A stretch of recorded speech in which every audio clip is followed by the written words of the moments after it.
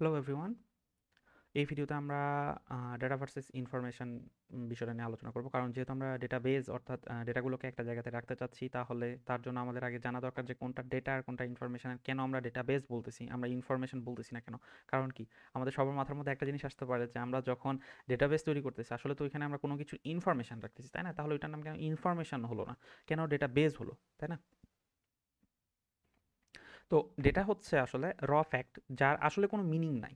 প্রথম অবস্থায় কোনো মিনিং নাই। যদি আমরা সেটাকে প্রসেস করি তবে আমরা কোনো মিনিং পেতে পারি, তাই না? যদি আমার কাছে 1 2 3 একটা নাম্বার হয়, তো 1 2 3 আসলে কোনো মিনিং নাই। যদি আমি বলি যে 1 2 3 সামওয়ানস আইডি, তাহলে কি হয়? ওইটা সামওয়ানস আইডি, অর্থাৎ ওইটা একটা ইনফরমেশন হলো। কিসের ইনফরমেশন? ওই ব্যক্তিটার সম্পর্কে, যার সম্পর্কে আমি বলতেছি সামওয়ান, ওই সামওয়ানটার আইডি, তখন ওইটা একটা সামওয়ানের ইনফরমেশন হলো, তাই না? আসলে আমরা যদি ডেটাবেজের ক্ষেত্রে খেয়াল করে থাকি, আমাদের আহ, একটা রিলেশনাল ডেটাবেস সম্পর্কে আমরা এখানে একটু খেয়াল করে দেখি। আমার এখানে একটা আইডি আছে, এই আইডিটা 01, ঠিক আছে না? এই আইডিটা কিন্তু আসলে যদি ইন্ডিভিজুয়াল খেয়াল করে দেখেন, এই আইডিটা কিন্তু একটা ডেটা। এই আইডির কোনো অর্থ নাই, তাই না?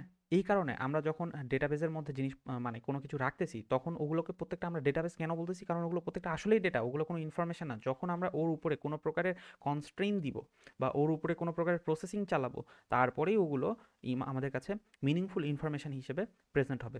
এই কারণে আমরা এটাকে ডেটাবেস বলতেছি, আমরা ইনফরমেশন বেস বলতেছি না। ওকে। আর ইনফরমেশনগুলো হলো প্রসেস ডাটা। আমরা যে ডেটাগুলোকে পাচ্ছি, সেই ডেটাগুলোকে যখন আমরা প্রসেস করব, সেই প্রসেস করার পরে যেটা পাবো সেটা হচ্ছে আমাদের ইনফরমেশন। আর অবশ্যই ইনফরমেশন মিনিংফুল, কারণ কি, ডেটা মিনিংলেস, ডেটাতে আসলে কোনো মিনিং নাই। যখন আমরা কনস্ট্রেন্ট ব্যবহার করে প্রসেস করতেছি, তখনই আমরা মিনিংফুল ইনফরমেশন পাচ্ছি। ওকে, থ্যাংক ইউ। নেক্সট ভিডিওতে দেখা হচ্ছে।